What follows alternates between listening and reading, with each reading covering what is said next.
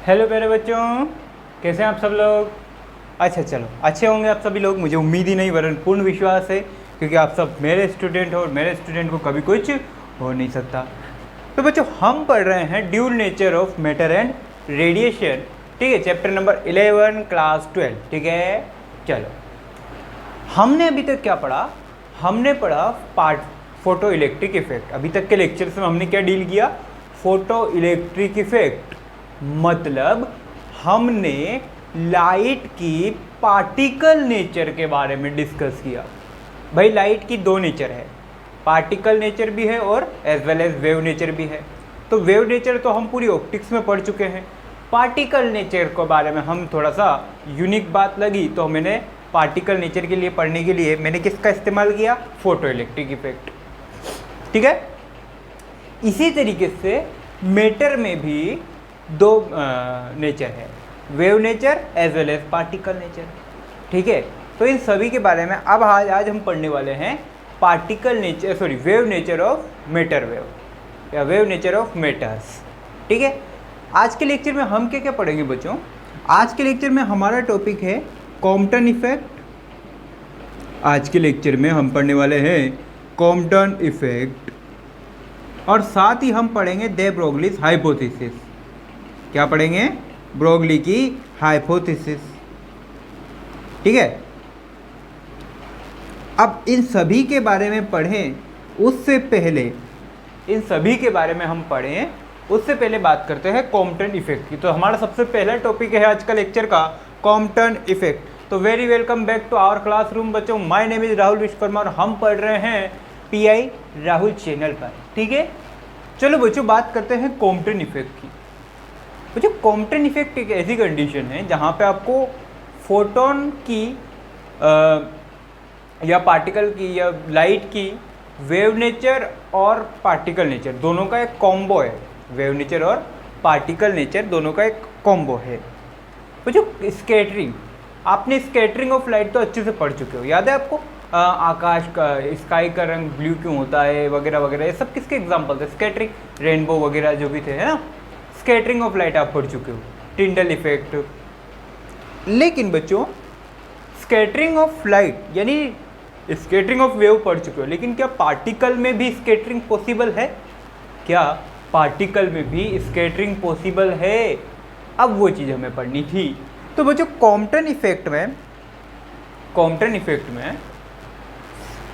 Effect आया, उससे पहले लोग क्या समझते थे कि फोटोन की स्कैटरिंग के बाद भी वेवलेंथ सेम होती है। पहले जो ट्रेडिशनल फिजिक्स चलती थी उसमें लोग क्या समझते थे? स्कैटरिंग के पहले मान लो ये लाइट या फोटोन जो भी है वो इंसिडेंट हुआ, है ना, और इंसिडेंट होने के बाद ये कुछ इस तरीके से स्कैटर हो गया। तो यहाँ पर जो वेवलेंथ है वही वेवलेंथ यहाँ पर होती है, यानी कि स्कैटरिंग से पहले और स्कैटरिंग के बाद दोनों केसेस में लाइट की या फोटोन की जो है वेवलेंथ वो सेम होती है। फोटोन की वेवलेंथ दोनों केसेस में सेम होती है, मतलब स्कैटरिंग के बाद भी और स्कैटरिंग के पहले भी दोनों केसेस में जो वेवलेंथ है वो सेम होती है। लेकिन इस चीज़ को नकारने के लिए कॉम्पटन नाम का एक फिजिसिस्ट था, उसने एक एक्सपेरिमेंट किया। उसने क्या किया कि फोटोन को इलेक्ट्रॉन पे गिराया।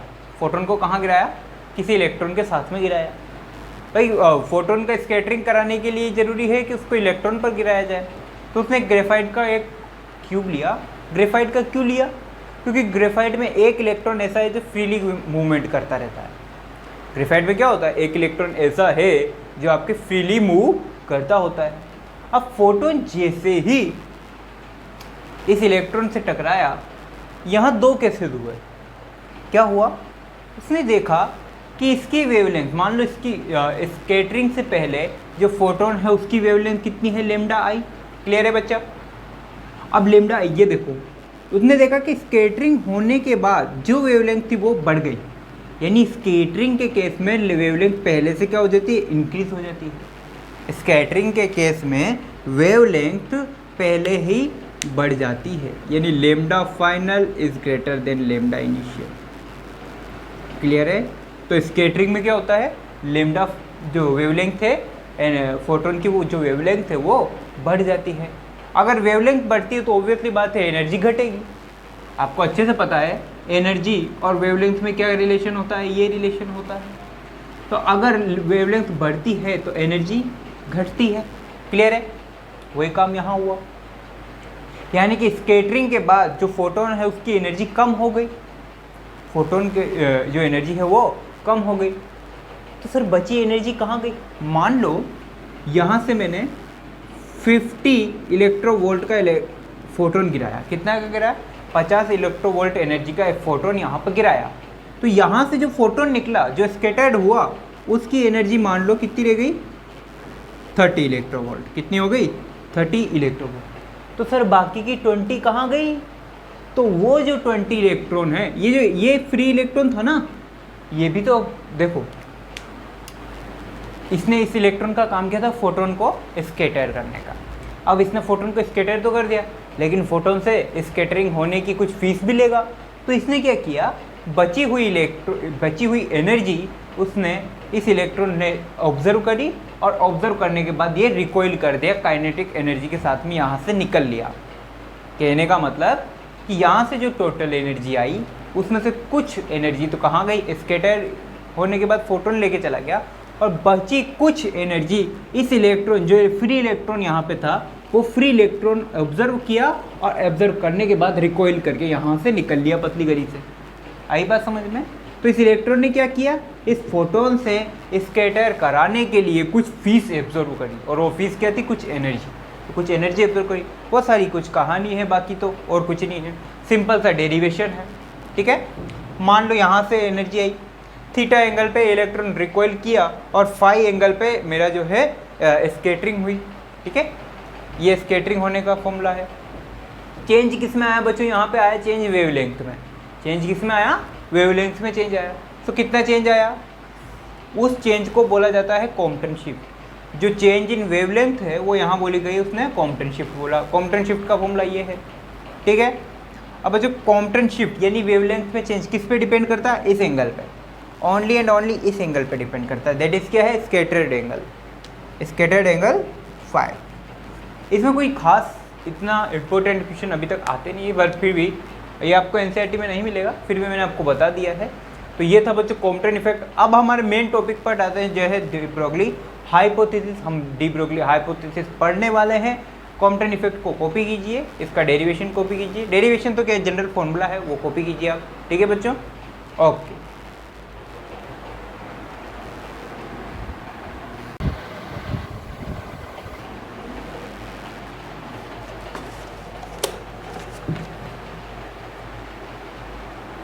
ओके बच्चों, अब हम बात करते हैं डी ब्रोगली हाइपोथेसिस के बारे में, कि डी ब्रोगली हाइपोथेसिस था क्या चीज़, और उन्होंने क्या बोला ऐसा कि सारी दुनिया सत्ते में आ गई, है ना।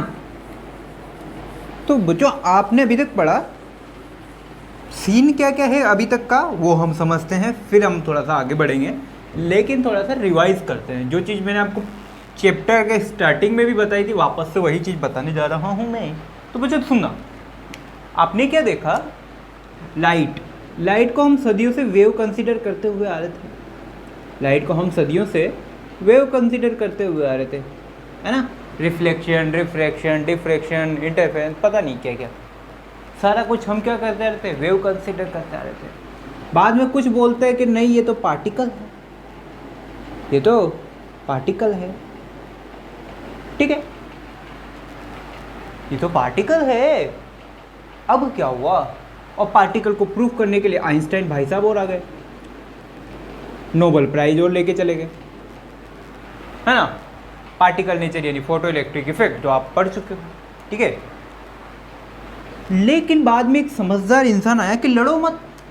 साइंटिस्ट क्या है, लड़ रहे थे। कोई बोल रहा नहीं वेव नेचर है, कोई बोल रहा नहीं पार्टिकल नेचर है। दोनों मतलब दो ग्रुप बन चुके थे। ठीक है, वर्ल्ड वॉर स्टार्ट हो चुका था, एक दूसरे के ऊपर थीसिस फेंक के मार रहे थे। एक बोल रहा नहीं वेव नेचर है, एक बोल रहा नहीं पार्टिकल नेचर है। आइंस्टाइन बोले मेरे को नोबेल प्राइज मिला है, मेरी बात मानो, लाइट क्या है, पार्टिकल नेचर है। इधर से कौन बोले, वेव बोले नहीं ये वेव नेचर है। अब क्या करें भाई। तो एक समझदार आदमी को आना पड़ा मेरी तरह, और उन्होंने बोला कि टेंशन मत लो, इसको क्या बोलो, ड्यूल नेचर बोल दो। इसको क्या बोलो, ड्यूल नेचर। बोले तो लाइट एक दोगला आदमी है जो आप लोगों के बीच में लड़ाई करवाना चाहता है। तो अब आप क्या बनो, स्मार्ट बनो और इसको ड्यूल नेचर कंसीडर कर लो। जब आपका काम वेव से चले तब लाइट को वेव कंसीडर कर लो, जब आपका काम पार्टिकल से चले तब आप लाइट की पार्टिकल नेचर कंसीडर कर लो, यानी बस अपना काम निकलवा लो। तो ये सारी चीज़ किसने दी, डे ब्रोगली ने। इसको बोलते हैं डे ब्रोई। अपन क्या बोलते हैं इंडिया में, डे ब्रोगली बोलते हैं, पर इनका असली नाम था डे ब्रोई। ओके, तो डे ब्रोई ने ड्यूल नेचर। लेकिन इनके दिमाग में वापस से खुन्नस आई। इन्होंने बोला कि अगर लाइट के साथ में वेव और पार्टिकल है, लाइट के केस में वेव और पार्टिकल कर सकता हूँ, तो क्या मैटर के केस में भी पॉसिबल है। मतलब लाइट वाला तो केस सुलझा नहीं और साथ में मैटर और आ गया। मैटर मतलब जिसके पास मास हो। मैटर मतलब क्या, जिसके पास मास हो। आप में मार्कर बोर्ड है ना, आपकी वो उनका वो सब कुछ क्या है, एक मैटर है। अब मैटर है तो मैटर में दो केसेस वापस से, फिर से पार्टिकल नेचर और वेव नेचर, पार्टिकल नेचर और वेव नेचर। ठीक है, पार्टिकल नेचर और वेव नेचर। फिर सब में लड़ाई होने लगी, कोई बोले मैटर पार्टिकल है, कोई बोले वेव है। अब पार्टिकल नेचर तो सब पढ़ चुके थे, पार्टिकल नेचर तो हर कोई पढ़ चुका था। डे ब्रोगली ने नया इन्वेंट किया कि क्या, कि मैटर भी एक वेव नेचर रख सकती है। मैटर के पास में भी पार्टिकल है, उसी तरीके से वेव नेचर भी हो सकता है। उन्होंने वापस इसके ऊपर क्या लिखी, थीसिस लिखना स्टार्ट किया।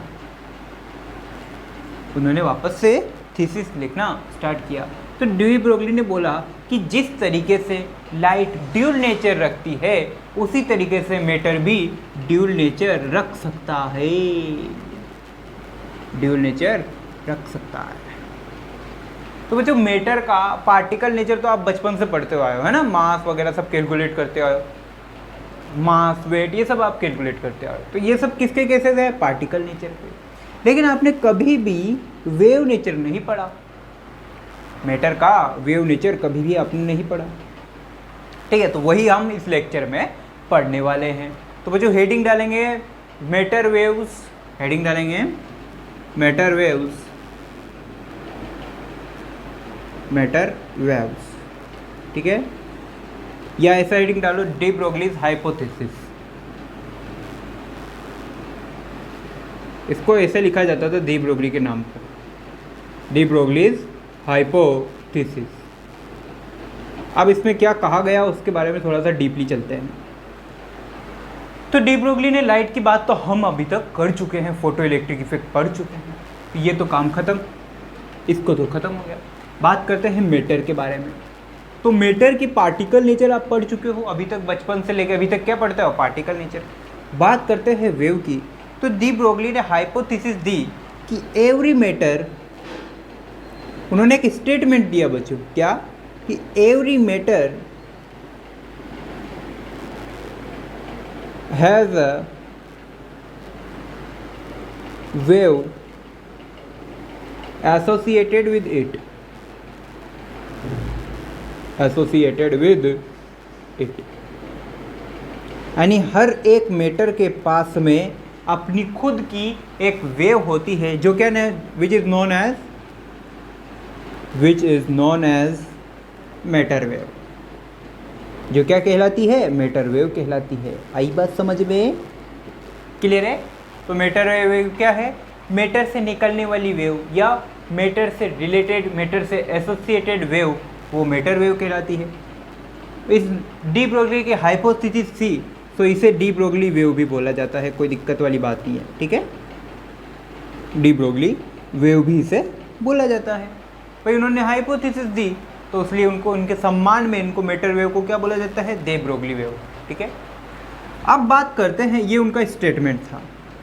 उन्होंने ना कोई इसके लिए एक्सपेरिमेंट किया, ना ही कुछ उन्होंने प्रिंसिपल्स बनाए।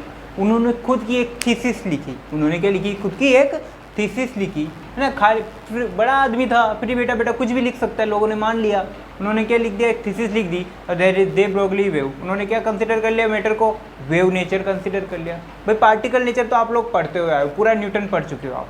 अब वेव नेचर है, तो वेव नेचर में उन्होंने डी ब्रोगली ने एक स्टेटमेंट दिया कि every matter has a wave associated with it known as matter wave और डी ब्रोगली वेव। ठीक है, मतलब हर एक पार्टिकल के पास में, हर एक मैटर के पास में उसकी खुद की भी एक वेव होती है, जिसको क्या बोला जाता है, मैटर वेव। सर अगर वेव है तो बताओ, प्रूफ करो। तो उन्होंने एक बोला कि मैटर वेव है और उसकी wavelength lambda is given by h/p, where as h क्या है, प्लैंक कांस्टेंट है, या h/mv, या फिर h/√2m/ke, यानी काइनेटिक एनर्जी, या इसको लिखते हैं कहीं पे जगह के लिखा हुआ मिलता है, या एनर्जी ऐसा लिखते सब 2m, यानी कि उसकी वेवलेंथ कैसे दी जाती है, h/p। अब बच्चों इधर आओ, थोड़ी सी बात करते हैं। Lambda is equal to h/p, where is h is क्या है, प्लैंक कांस्टेंट है, कोई दिक्कत वाली बात नहीं होगी यहाँ। तो प्लैंक कांस्टेंट की वैल्यू अभी तक डिफाइंड नहीं है बच्चों, है ना, अभी तक कैलकुलेट की जा रही है, 6.6 × 10⁻⁻30। अब बच्चों देखो, ये क्या है, मोमेंटम है, p क्या है, मोमेंटम है, p क्या है, मोमेंटम है। और मोमेंटम कौन सी नेचर को शो करता है बच्चों, मोमेंटम कौन सी नेचर को शो करता है, पार्टिकल नेचर को। किसको शो करता है, पार्टिकल नेचर को। क्लियर है। मोमेंटम जब पढ़ा आपने, स्टार्टिंग से जब से मोमेंटम पढ़ते आए हो, किसके लिए पढ़ते आए हो, वेव के लिए या पार्टिकल के लिए, पार्टिकल के लिए पढ़ते आए हैं। ठीक है, ये लेमडा, ये क्या है, वेवलेंथ, और वेवलेंथ किसके लिए कैलकुलेट करते हो, पार्टिकल के लिए या वेव के लिए, वेव के लिए कैलकुलेट करते हैं। क्या बात कर रहे हो, वेव और पार्टिकल आ गया ना, ड्यूल नेचर, यानी उन्होंने इस फॉर्मूला से क्या प्रूफ किया कि ये क्या है, एक ड्यूल नेचर है, वेव और पार्टिकल। देखो अप्लाई कर रहे हो पार्टिकल का फॉर्मूला, निकल रही है वेव के लिए, अप्लाई क्या कर रहे हो, पार्टिकल का फॉर्मूला, निकाल क्या रहे हो, वेवलेंथ निकाल रहे हो। यानी कि यहाँ से इस बात से प्रूफ होता है कि जो मैटर है वो भी क्या है, ड्यूल नेचर है, मैटर जो है वो क्या है, ड्यूल नेचर है। तो उन्होंने अपनी बात को कहा और इस फॉर्मूला से प्रूफ भी हो गया। ठीक है, लेकिन एक चीज़ बताओ, क्या सेम फॉर्मूला फोटोन के ऊपर भी एप्लीकेबल है? यही फॉर्मूला आपने फोटोन के लिए भी तो निकाला था, यही फॉर्मूला अभी आप कुछ टाइम पहले फोटोन के लिए भी कैलकुलेट करके आए हो, नहीं आए हो? हाँ ये बात तो है सर। तो कहने का मतलब ये कि ये जो है फोटोन भी है और वेव के लिए भी एप्लीकेबल है। अब तो बच्चों अगर फोटोन की बात करूँ तो फोटोन अगर स्टेशनरी है तो वो, यानी कि कोई भी लाइट की अगर बात करते हैं, लाइट के बारे में बात करें, देखना अब यहाँ से लाइट का भी ड्यूल नेचर स्पेसिफाई होगा। अगर लाइट की बात करें तो लाइट में अगर स्टेशनरी है, अगर रुका हुआ है तो वो फोटोन है। लाइट में अगर स्टेशनरी केस है तो वो फोटोन है। अगर फोटोन चलने लग गया, फोटोन को दौड़ा दिया, फोटोन चलने लगा तो वो क्या बन जाएगा, वेव। वो क्या बन जाएगा, तो यहाँ से ड्यूल नेचर भी एसोसिएटेड होगी। तो मुद्दे की बात ये थी, कॉपी करो, every matter has a wave associated with it matter, यानी कि इसकी वेवलेंथ किस पे डिपेंड करेगी, मोमेंटम पे डिपेंड करेगी। और किस पे डिपेंड करेगी, वेलोसिटी पे डिपेंड करेगी। और किस पे डिपेंड करेगी, अंडरवुड एनर्जी पे डिपेंड करेगी, अंडरवुड एनर्जी पे डिपेंड करेगी। ठीक है, अब देखते हैं, ये यहाँ तक कॉपी कीजिए आप, बस इतना सा कॉपी करना है, ज़्यादा नहीं, बस ये चीज़, ये सारी चीज़ आपको समझाने के लिए थी, आपको कॉपी बस इतना करना है, हो गया। अब देखते हैं कि क्या charge particle, uncharge particle, moving particle, इन सब के साथ में डी ब्रोगली वेव या डी ब्रोगली मैटर वेव किस तरीके से डिपेंड करती है। ठीक है बच्चों, ये चीज़ होगी, कॉपी करो।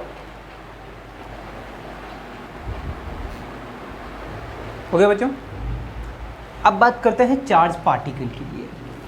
तो सबसे पहले हेडिंग डालेंगे matter wave associated with charge particle. Matter wave associated with charge particle, कि चार्ज पार्टिकल के साथ में मैटर वेव किस तरीके से एसोसिएटेड होती है। पहला, मैटर वेव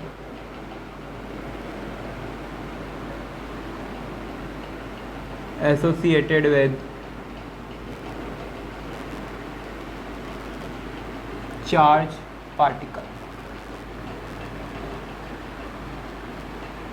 पार्टिकल, ठीक है। इस चीज़ को, इस टॉपिक को कराने का रीज़न मेरा सिर्फ इतना है कि जब भी आपके अगर एग्जाम में कोई डायरेक्टली क्वेश्चन पूछा जाए तो आपसे डायरेक्टली फॉर्मूला अप्लाई करके कर सकते। पहली बात करते हैं फॉर इलेक्ट्रॉन। किसकी बात करते हैं? For electron. किसके लिए? इलेक्ट्रॉन के लिए। क्लियर है? इलेक्ट्रॉन के लिए लेमडा निकालो, फॉर्मूला बोलो, H upon under root 2m/e, यही है, H upon under root 2m/e। Energy का फॉर्मूला लगा दो। अब बच्चों आपको अच्छे से पता है कि चार्ज पार्टिकल है, अगर कहीं पर भी चार्ज पार्टिकल हो तो उसकी एनर्जी क्या होती है? वर्क डन के इक्वल। मान लो अगर चार्ज पार्टिकल है तो उसका पोटेंशियल होगा, मान लो उसका पोटेंशियल कितना है? Capital V। उस पर चार्ज कितना है? Q। तो उसकी एनर्जी को क्या लिखा सकता है? Lambda is equal to H upon under root 2m। Energy की जगह क्या लिख सकता है? Q into V, where Q क्या है? चार्ज, और V क्या है? Potential difference. और V क्या है? पोटेंशियल डिफरेंस है। अब इलेक्ट्रॉन के लिए बात करें तो इलेक्ट्रॉन के लिए मास कितना? मास ऑफ इलेक्ट्रॉन कितना भैया? 9.1 इंटू 10 की पावर माइनस 31 किलोग्राम। बस पक्का। चार्ज कितना?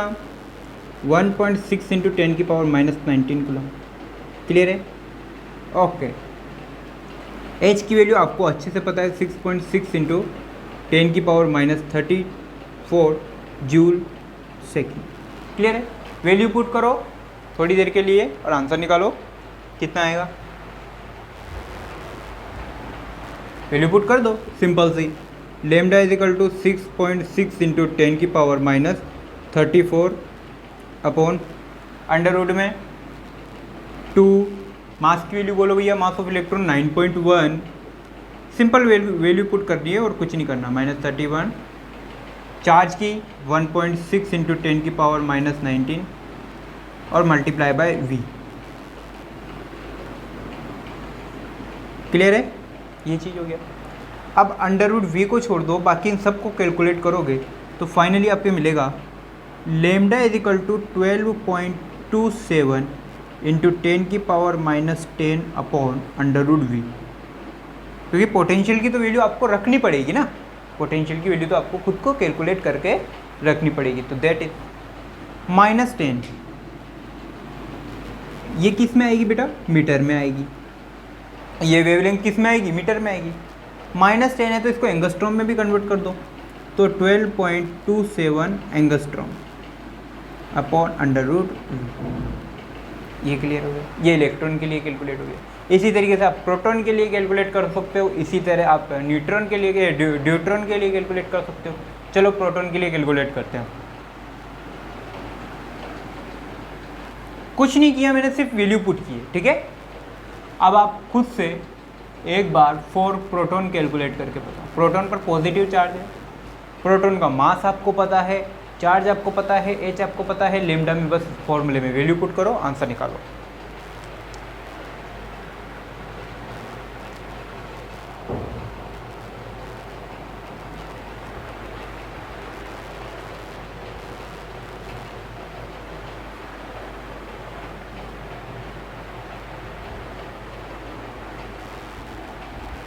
हो गया बच्चों? चलो मास ऑफ प्रोटॉन बोलो भैया। 1.6 इंटू 10 की पावर माइनस 27 किलोग्राम, ठीक है। चार्ज बोलो 1.6 इंटू 10 की power minus 19 coulomb. Okay. H की वैल्यू 6.6 इंटू 10 की power minus 34 joule per second. Value put कर दो लेमडा के लिए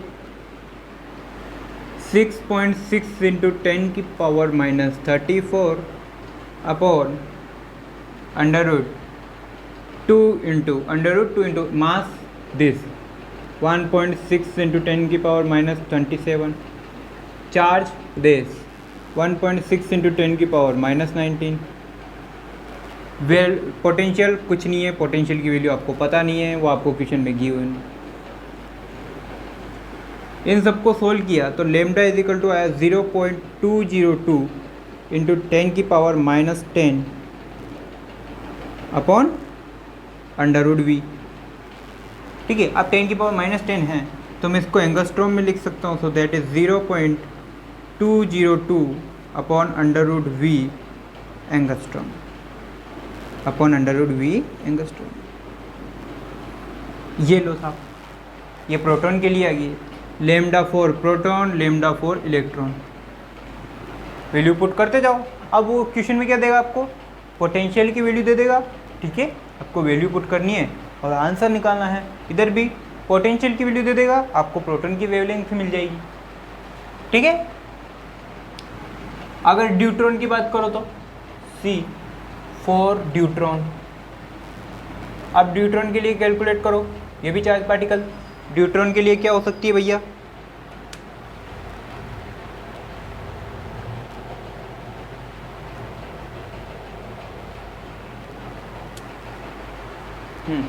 ड्यूट्रॉन क्या है, प्रोटॉन का डबल मास रखता है। So mass of deuteron small d 2 into 1.6 into 10 की पावर माइनस 27 kg। बाकी सब कुछ सेम है, चार्ज आपका वही है 1.6 इंटू 10 की power minus 19 coulomb. Value put करो तो फाइनली इसके लिए लेमडा आ जाएगी। मैं अब डायरेक्ट लिख रहा हूँ बच्चों, लेमडा ड्यूट्रॉन आ जाएगी, डायरेक्ट वैल्यू निकाल देता हूँ मैं। ठीक है, दैट इज 0.286 यहाँ आएगा बच्चों, सॉरी ये कैलकुलेशन में गलती हो गई, 0.286 यहाँ आएगा। ठीक है, इसकी वैल्यू हो जाएगी 0.202 upon under root V angstrom. ये लेमडा ड्यूट्रॉन होगी, ड्यूट्रॉन के लिए वेवलेंथ निकाल लो। ठीक है, अगर इसी तरीके से बात करो फॉर एल्फा पार्टिकल, उनके लिए भी निकाल लो। उनको क्यों पीछे छोड़ते हो, उनका मास ऑफ एल्फा और charge on alpha, charge on alpha 1.6। सो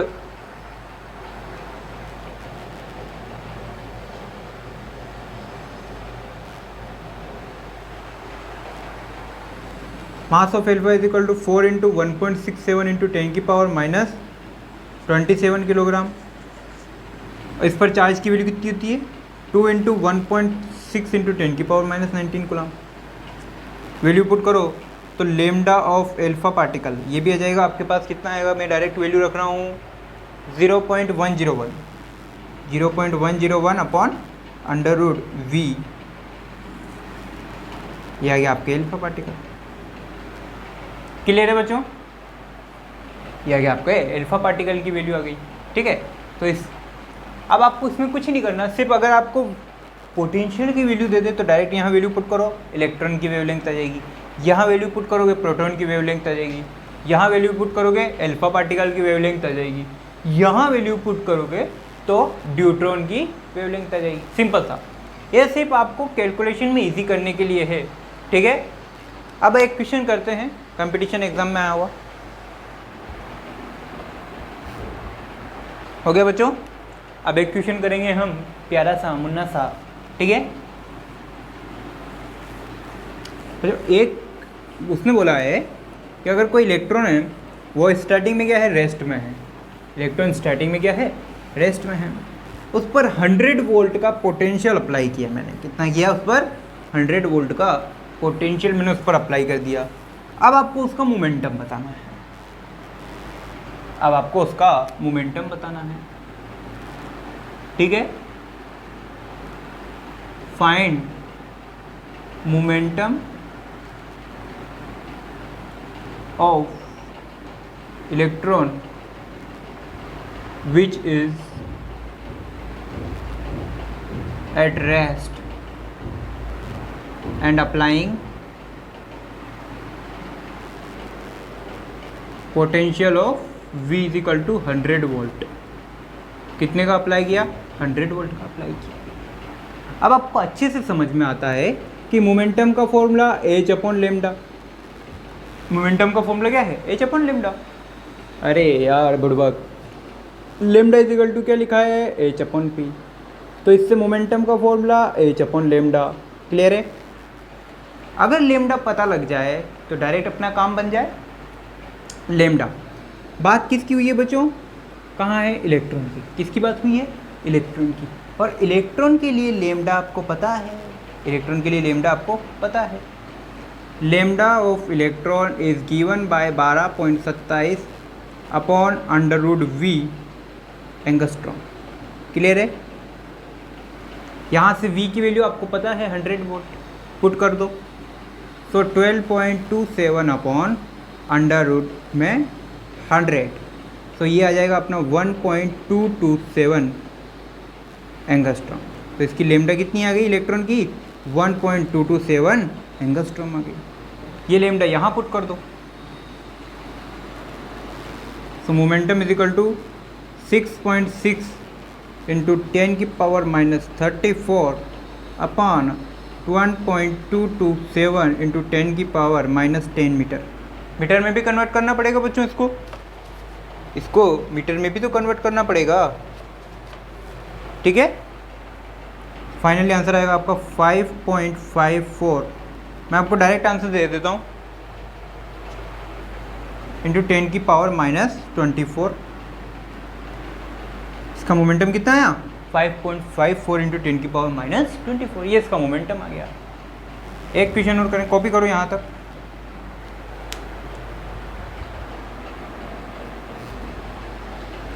हो गया बच्चों? अब एक मज़ेदार सा क्वेश्चन आया है आपके सामने। एक लास्ट ईयर किसी कंपटीशन एग्ज़ाम में पूछा हुआ क्वेश्चन था जो अब हम करने वाले हैं। क्वेश्चन बहुत इजी था, बट इसको हार्ड बनाने के लिए उन्होंने क्या किया? काइनेमेटिक्स भी ऐड कर दी उन्होंने इसमें। ठीक है? और उन्होंने इसमें आपके इलेक्ट्रिक फील्ड भी ऐड कर दिया, सारी चीज़ें ऐड कर दी उन्होंने। गंदे बच्चे कहीं के, है ना। उन्होंने इलेक्ट्रोस्टैटिक्स इसमें डाल दी इस क्वेश्चन में, उन्होंने काइनेमेटिक्स इस क्वेश्चन में डाल दी। ठीक है? और क्वेश्चन था बिल्कुल एक लाइन का क्वेश्चन। कैसा था क्वेश्चन? ऐसा था, मान लो एक इलेक्ट्रॉन है। ठीक है? कौन है? इलेक्ट्रॉन। बुलाओ इलेक्ट्रॉन को। आया भाई इलेक्ट्रॉन। आया इलेक्ट्रॉन आया। अब ये जो इलेक्ट्रॉन है, an electron electron enters in an electric field. क्या करता है? एक इलेक्ट्रिक फील्ड में एंटर होता है। कोई बढ़िया बात नहीं। अब electric field is given by E is equal to minus E naught i cap, ऐसा कुछ है। मैं एक बार वैल्यू देख लेता हूँ। यही है क्या? हेलो, हाँ भाई यही है, minus E naught i cap. ठीक है? Okay sir. Its velocity is given bye,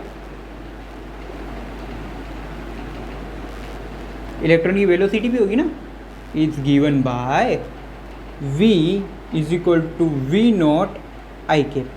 velocity कैसे गिवन है? v is equal to v naught i cap. क्या दिक्कत है? आपको निकालना है if initial wavelength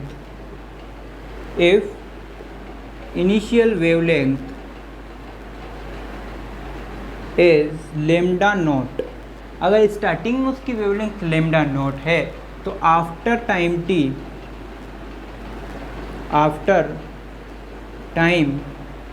t what will be the wavelength?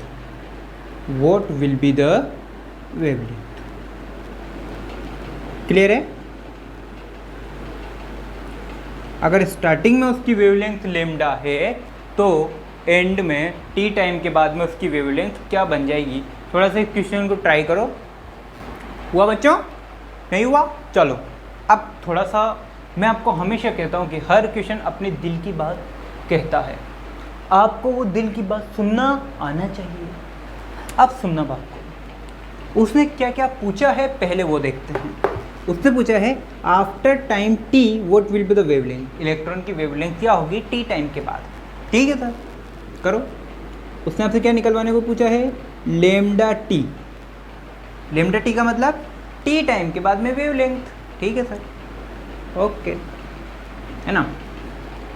अच्छा, लेमडा का formula h upon momentum, h upon momentum. Momentum कब, स्टार्टिंग में या टी टाइम के बाद? स्टार्टिंग में। अबे कह दो टी टाइम के बाद में। अगर टी टाइम के बाद में वेवलेंथ निकालनी है तो मोमेंटम भी कौन सा लोगे, टी टाइम के बाद वाला। Very good sir. मोमेंटम का फॉर्मूला मास इंटू वेलोसिटी, वो भी पुट कर दो, मास इंटू वेलोसिटी।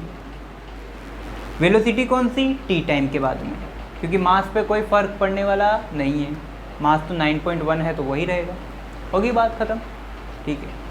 अब मुझे क्या निकालनी, गिवन क्या है, at t is equal to 0, wavelength कितनी है, लेमडा नॉट, वेलोसिटी कितनी है, वी नॉट। क्लियर है। कहीं से मुझे अगर वीटी पता लग जाए, कहीं से मुझे ये वीटी पता लग जाए तो मेरा काम बन जाएगा। यहाँ स्टार्टिंग में मोमेंटम कितना है, पी नॉट, स्टार्टिंग का momentum h upon m v, m v naught, h upon m v naught, खत्म भाई। मोमेंटम का formula h upon lambda, starting में लेमडा कितनी है, लेमडा नॉट, स्टार्टिंग में लेमडा कितनी है, लेमडा नॉट। क्लियर, कोई दिक्कत नहीं है। या इसको थोड़ा सा ऐसे करते हैं, lambda naught is equal to h upon p naught, p naught की जगह क्या लिख सकता है, एम इंटू वी नॉट, खत्म। ऐसा लिख सकता हूँ। ये स्टार्टिंग में हो गया, ये टी टाइम के बाद का केस हो गया। चल, अब जो आपको उसने बोला है कि इलेक्ट्रॉन कहाँ एंटर हो रहा है, इलेक्ट्रिक फील्ड में एंटर हो रहा है। इलेक्ट्रॉन कहाँ एंटर हो रहा है, इलेक्ट्रिक फील्ड में इलेक्ट्रॉन एंटर हो रहा है। और अगर इलेक्ट्रॉन इलेक्ट्रिक फील्ड में एंटर होता है तो उस पर एक फोर्स अप्लाई होता है इलेक्ट्रोस्टैटिक्स में, मैंने आपको बताया है, झूठ नहीं बोलेगा भाई। एनी चार्ज पार्टिकल, कोई भी चार्ज पार्टिकल हो या कोई भी चार्ज क्यू हो, अगर वो किसी इलेक्ट्रिक फील्ड ई में एंटर होता है तो उस पर एक फोर्स लगता है। और हाँ, याद है इलेक्ट्रोस्टैटिक्स में सिखाया था, F is equal to q e, ऐसा दिखाया था मैंने। यहाँ से मैंने एक्सीलरेशन निकालना सिखाया था, क्यू ई बाई एम लिखना सिखाया था, याद है।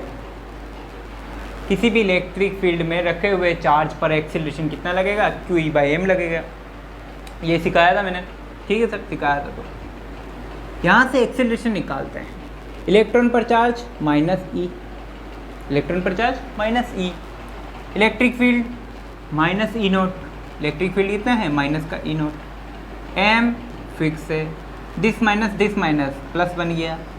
सो acceleration will be small e capital E naught upon small M.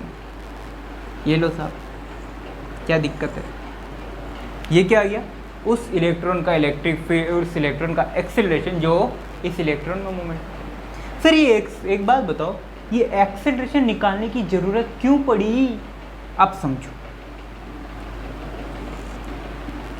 आपको वीटी निकालना है, ठीक है। So velocity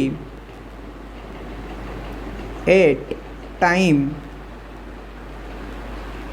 small t, t time के बाद में velocity v is equal to u plus a t, ये अप्लाई कर दो इक्वेशन फर्स्ट। इसको क्या लिखा आपने, वी टी, इनिशियल वेलोसिटी कितनी है वी नॉट,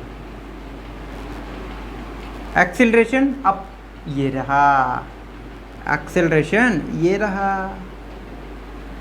टाइम ये आपको पता ही है, इसलिए मुझे एक्सेलरेशन की ज़रूरत पड़ी। आ गया। अब ये वी टी आ चुका है तो यहाँ पे डायरेक्टली ये वी टी की वैल्यू रख दो, यहाँ पे डायरेक्टली वी टी की वैल्यू पुट करो। हाँ भाई, लेमडा इंटू टी ये आपसे पूछा है, एच आपको पता है, एम आपको गिवन है, वी टी की जगह इतनी बड़ी वैल्यू मैंने निकाल ली है, रखो v naught plus e upon m into t, ये वैल्यू पता है। अब जब मैं क्या करता हूँ, यहाँ से वी नॉट कॉमन ले लेता हूँ, यहाँ से वी नॉट कॉमन ले लेता हूँ। सो एच अपॉन एम पहले से अवेलेबल है, वी नॉट यहाँ से कॉमन ले लिया, यहाँ क्या बच गया 1 प्लस वी नॉट यहाँ से कॉमन लिया तो यहाँ डिवाइड में चला जाएगा भैया, ई नॉट अपॉन एम, और अब यहाँ पे क्या लिखेगा, वी नॉट लिखेगा, टी साथ में है ही सही।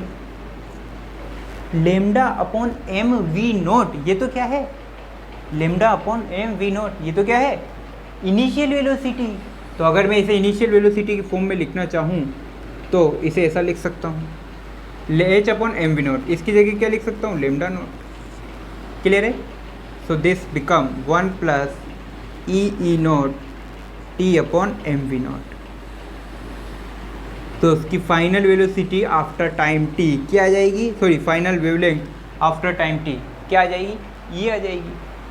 और ये बच्चों नीट में पूछा हुआ क्वेश्चन है, नीट 2018 या 17 में पूछा हुआ क्वेश्चन है। अब मुझे बताओ कहाँ का कोई रॉकेट साइंस था, सिर्फ आपको दिमाग क्लिक होना चाहिए कि करवाना क्या चाहता है। अब उसने इसमें यहाँ तक इलेक्ट्रोस्टैटिक्स लगा दी, यहाँ से काइनेमेटिक्स लगा दी, क्वेश्चन सेम था। मॉडर्न फिजिक्स तो आपकी यहीं ख़त्म हो गई, दे ब्रोगली हाइपोथेसिस तो यहीं ख़त्म हो गया। आपको ये सारी चीज़ कैलकुलेट करना आना चाहिए। तो क्वेश्चन इतने हार्ड नहीं होते हैं, ठीक है। अब बात करते हैं अनचार्ज पार्टिकल के लिए। अब किसके लिए बात करेंगे अपन, अनचार्ज पार्टिकल के लिए बात करेंगे। तो ये क्वेश्चन कॉपी कीजिए आप।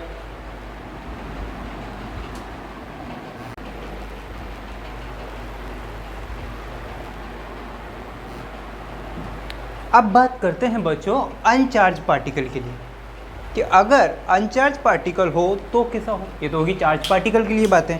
अब बात करते हैं अनचार्ज पार्टिकल के लिए, कि अगर मेरे पास अनचार्ज पार्टिकल, अच्छा अनचार्ज पार्टिकल के कौन होता है, न्यूट्रॉन। सबसे बड़ा एग्जांपल क्या है, न्यूट्रॉन है। तो अगर अनचार्ज पार्टिकल हो तो क्या हो सकता है, चलो बात करते हैं अनचार्ज पार्टिकल के बारे में। यहाँ लिख देता हूँ मैं अनचार्ज, है ना, चार्ज। अनचार्ज पार्टिकल की बात करें, सबसे पहला है एग्जांपल न्यूट्रॉन। आपको अच्छे से पता है न्यूट्रॉन के लिए मास 1.67 इंटू 10 की पावर -27 किलोग्राम। इस पर कोई चार्ज होता नहीं है, इसलिए मैं इसे अनचार्ज पार्टिकल बोलता हूँ, ठीक है। सो कैलकुलेट करो इसके लिए wavelength, lambda is equal to, neutron को ऐसे लिखा मैंने, h अपॉन √2m e, ये वाला फॉर्मूला लगा दो। ये वाला क्यों लगाया, क्योंकि मुझे इसकी तो चार्ज ही नहीं पता, तो डायरेक्ट इसकी एनर्जी निकालना है। सो 6.62 इंटू 10 की पावर -34 √2, मास रखो 1.67 इंटू 10 की पावर -27 इंटू एनर्जी ई रखो। क्लियर है? इन सबको कैलकुलेट करो तो lambda n neutron is given for, direct मैं आंसर बता रहा हूँ आपको बच्चों, 0.286। इसके लिए भी सेम केस आएगा, 0.286 अपॉन √e एंगस्ट्रॉम। ये प्रोटॉन के लिए, सॉरी न्यूट्रॉन के लिए एनर्जी आ गई। क्लियर है? कॉपी करो।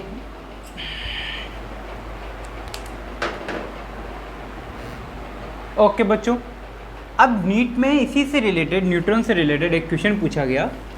उसने क्वेश्चन को कुछ थोड़ा सा घुमा दिया बच्चों, क्वेश्चन को उसने थोड़ा सा घुमा दिया। उसने इसमें कहाँ पहुँच गया, वो थर्मो पे पहुँच गया। उसने क्या कहा, फाइंड, क्वेश्चन क्या था, क्वेश्चन था फाइंड वेवलेंथ, या ऐसा लिख देता हूँ direct, lambda for neutron, wavelength of neutron for thermal neutron, ऐसा लिखा, for thermal neutron. Thermal neutron, thermal neutron in equilibrium, in thermal equilibrium, in thermal equilibrium with temperature T, with temperature T। Clear है? यानी आपको क्या निकालना है अब आपको निकालना है कि अगर कोई न्यूट्रॉन थर्मल इक्विलिब्रियम में है, अगर कोई न्यूट्रॉन किसी थर्मल इक्विलिब्रियम में है जिसका टेम्परेचर कितना, कैपिटल T, तो आपको निकालना है उसकी वेवलेंथ।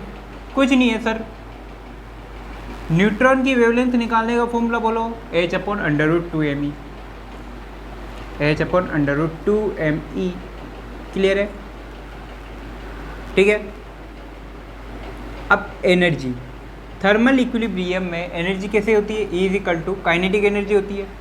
काइनेटिक एनर्जी का formula 3/2 into k T. K क्या है, बोल्ट्जमैन कांस्टेंट है। टी क्या है, टेम्परेचर है। यहाँ पे पुट कर दो this, so lambda m is equal to h upon under root 2m 3/2 के टी। पुट कर दो, 2 से 2 कट, 2 से 2 कट, यहाँ क्या बच गया, H upon under root 3m के टी।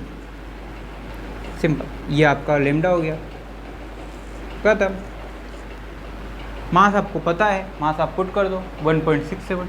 3 की वैल्यू आपको पता है, बोल्ट्जमैन कांस्टेंट की वैल्यू आपको पता है, अंडर रूट टी की वैल्यू। ये हो गया थर्मल न्यूट्रल। इतना सा है बच्चों।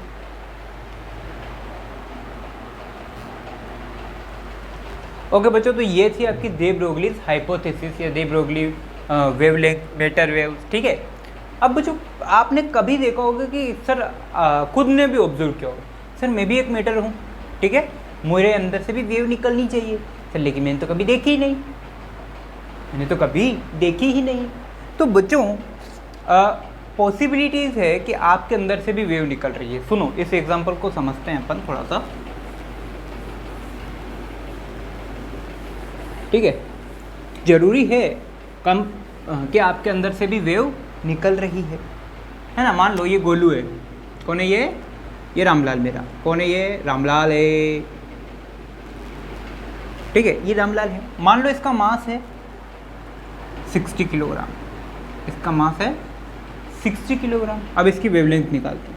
Lambda is equal to h upon p, that is h upon m v, ठीक है। आज रामलाल को दौड़ रहा है, ये दौड़ा 60 मीटर पर आवर की स्पीड, सॉरी 60 मीटर पर सेकंड की स्पीड से दौड़ा।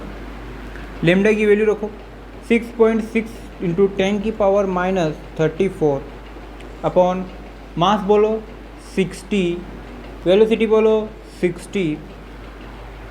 अब बच्चों जब इसको कैलकुलेट करोगे तो इसकी जो वेवलेंथ है वो बहुत बहुत बहुत छोटी आएगी। इसकी जो वेवलेंथ है वो बहुत बहुत लगभग आएगी 10 की पावर 30 मीटर, है ना। इसको सोल्व करोगे तो वेवलेंथ किसकी आएगी, 10 की पावर -30 ऑर्डर की वेवलेंथ आएगी। नहीं, बहुत छोटी वेवलेंथ होगी। तो बहुत छोटी वेवलेंथ है तो इसे आप कैलकुलेट करना पॉसिबल नहीं है, कैलकुलेट करना पॉसिबल नहीं है। इसी तरीके से बच्चों इसमें आप लाइन लिखना कि जितने भी मैक्रोस्कोपिक